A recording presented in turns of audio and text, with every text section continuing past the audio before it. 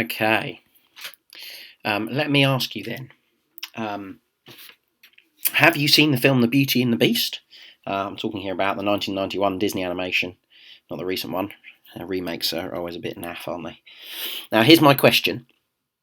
Beauty and the Beast. Could you love the Beast? You might have an immediate gut reaction to that, yes or no. Because the real answer is it depends what you know about him, doesn't it? How much you know about the Beast. So let me tell you the backstory of the Beast, and I want to find out for a chocolate whether you think you could love him. The story goes like this. Once upon a time in a faraway land, a young prince lived in a shining castle. Although he had everything his heart desired, the prince was spoiled, selfish, and unkind. But then, one winter's night, an old beggar woman came to the castle and offered him a single rose in return for shelter from the bitter cold. Repulsed by her haggard appearance, the prince sneered at the gift and turned the old woman away, but she warned him not to be deceived by appearances. When he dismissed her again, the old woman's ugliness melted away to reveal a beautiful enchantress. The prince tried to apologise, but it was too late, for she had seen that there was no love in his heart, and as a punishment, she transformed him into a hideous beast and placed a powerful spell on the castle and all who lived there. Ashamed of his monstrous form, the beast concealed himself inside his castle. The rose she had offered was truly an enchanted rose, which would bloom until his 21st year. If he could learn to love another, and earn her love in return, by the time the last petal fell, then the spell would be broken. If not, he would be doomed to remain a beast for all time. As the years passed, he fell into despair and lost all hope. For who could ever learn to love a beast? Well, could you love the beast? I wonder whether anything changed as you heard that story. I guess as we heard that story, actually, the more we found out, the more we learned, the more we found that the beast was as ugly inside as he was on the outside. When we learn more about him, the less actually we want to love him at all. And I guess sometimes we worry about that ourselves, don't we? We worry that if our friends knew how horrible we are on the inside, then they wouldn't want to love us at all. Well, we've been thinking about what God's love is like. Is God's love like that? And this morning we're going to see that actually God loves with an all-knowing love. That actually, even though God knows everything about me, he loves me. See, God knows everything, doesn't he? God knows everything about me. Look at what Psalm 139 says.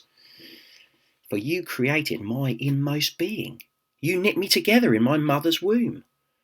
I praise you because I am fearfully and wonderfully made. Your works are wonderful. I know that full well. My frame was not hidden from you when I was made in the secret place.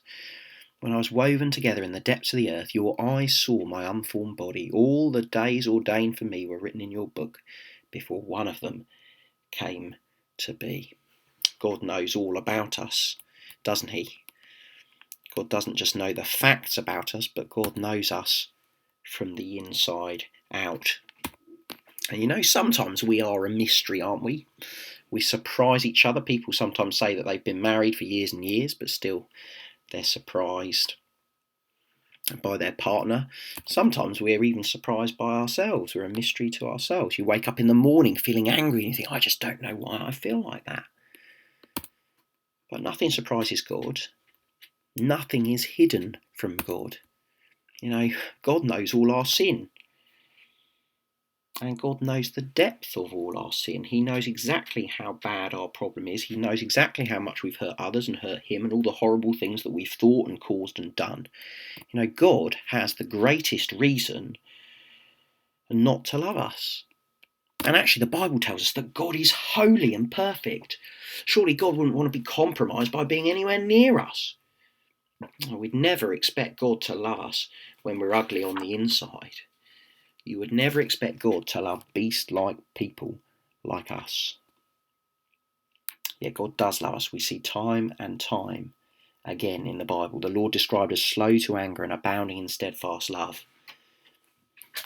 You know, the more we see evil in other people, the less we want to love them. But you know, the more God knows of our evil, as much as he hates it, the more he seeks us out Isn't that amazing? That God has known us before we were born. God has made us. God has set his affection on us, and he will not give up on us. He has sent Jesus to save us, to die in our place. The Bible tells us God shows his love for us in that while we were still sinners, Christ died for us.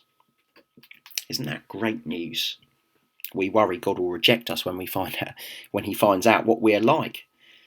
But God already knows what we're like, and he sent Jesus to save us. So, what does that mean for us? It means we know joy. God loves us despite what we're like. We know freedom. God knows us just as we are, and yet he still draws us into a relationship with him. So we don't need to pretend to be something we are not. We do not need to earn our way with God. God loves us in Jesus. God has foreknown us. God can never discover anything about us that will turn him against us, because he can never discover anything new about us at all. God loves us with an all-knowing love. Isn't that amazing? We should pray about that.